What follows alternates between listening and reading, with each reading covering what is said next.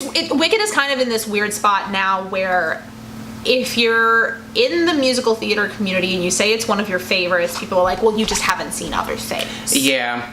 Like, it's such a basic thing to like.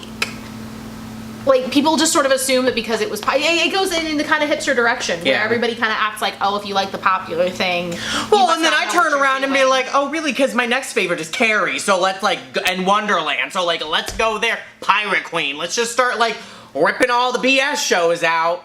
Because I can play that game if you really want to go there.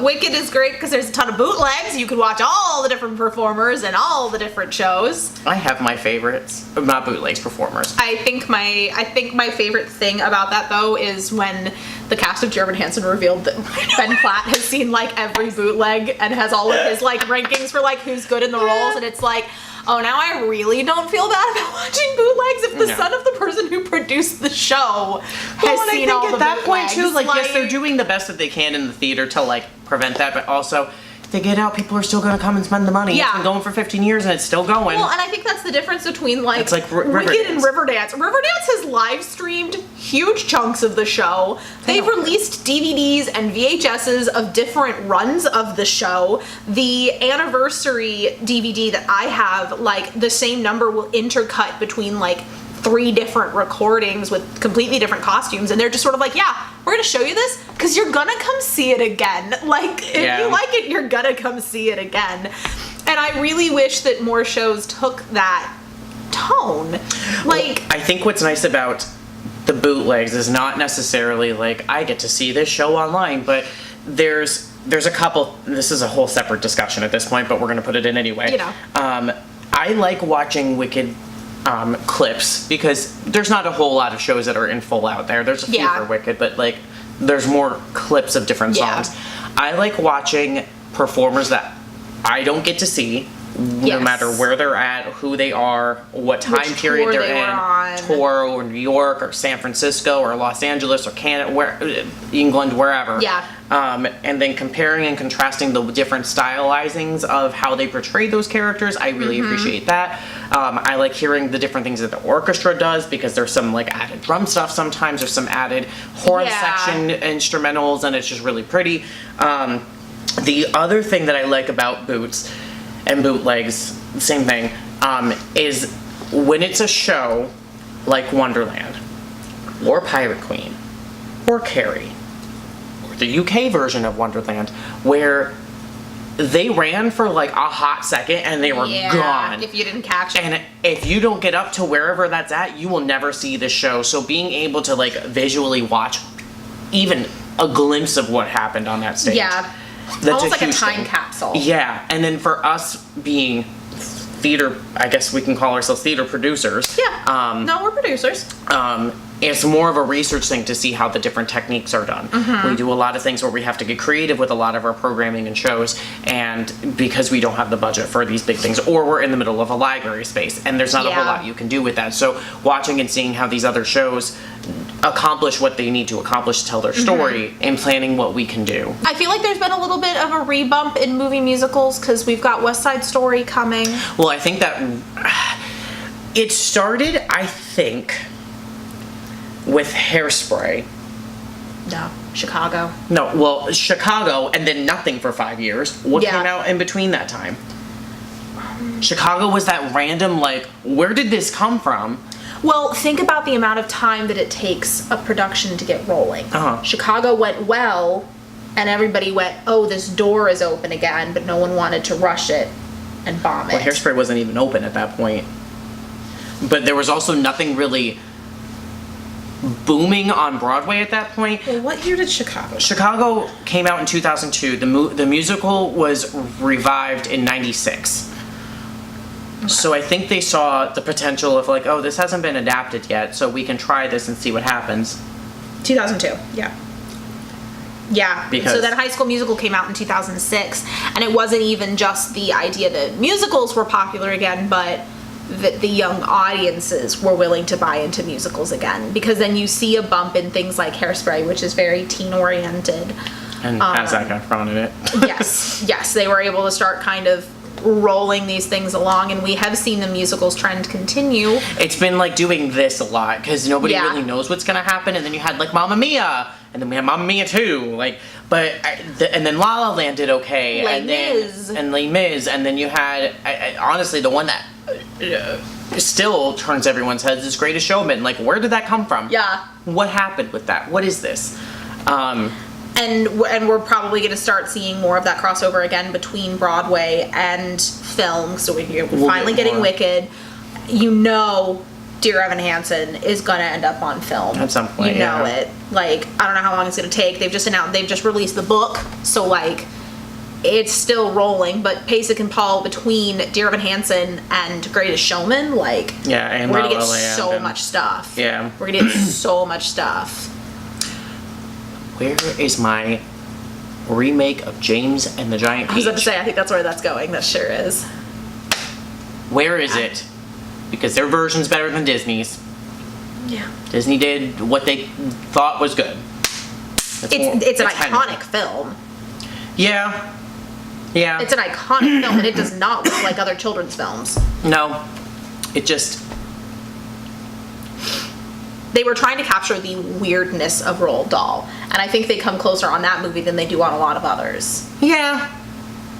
Yeah. Because other things like Matilda go with there's one fantasy element and the rest of it is super normal, so the fantasy element seems stronger in comparison to the I don't think Matilda also has...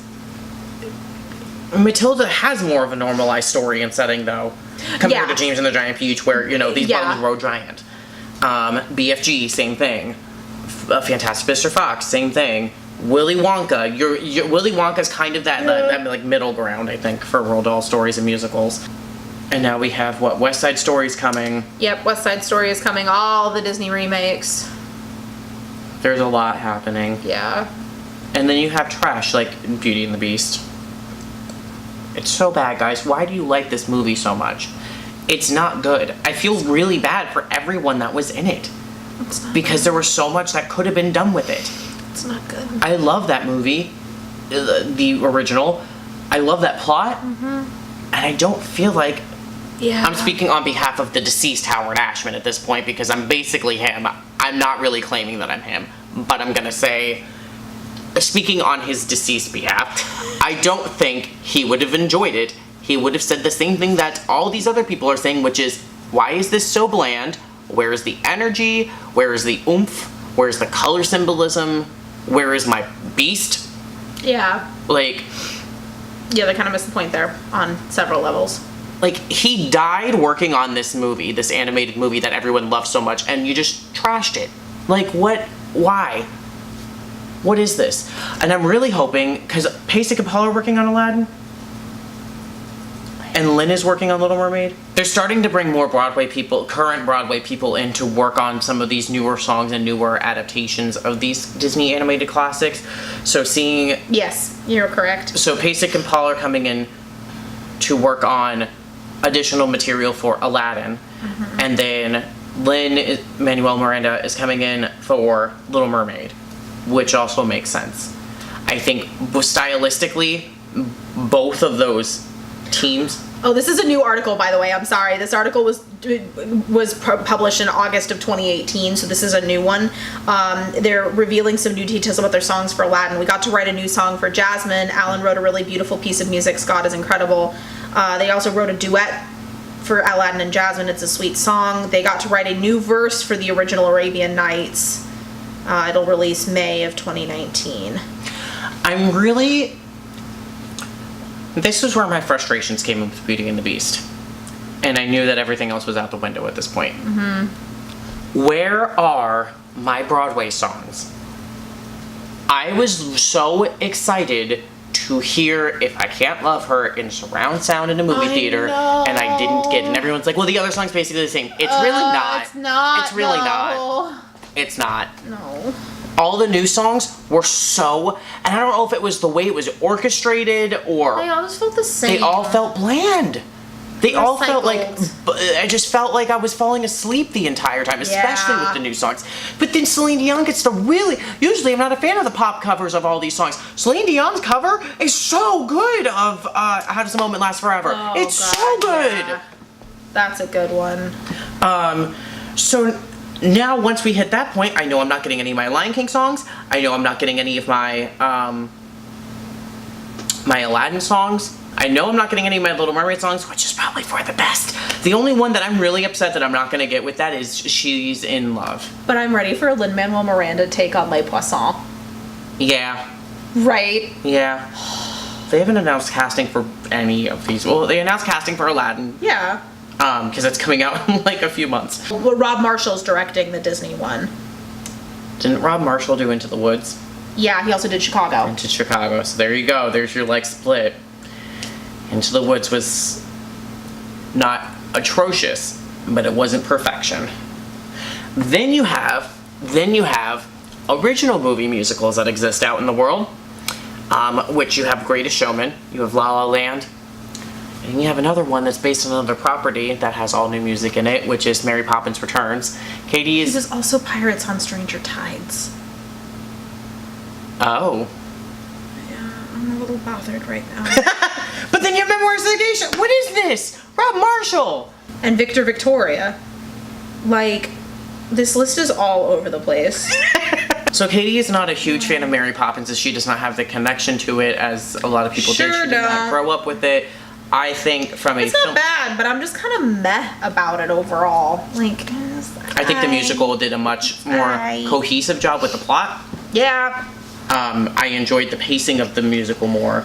There's little things that I enjoy about both of them. Yeah. So I'm hoping that Mary Poppins Returns is an excellent movie. It's doing a lot of tribute to the original 1964 film, while also trying to do the modernization that it needs to do to keep up with the pacing of all these other musicals that are coming out.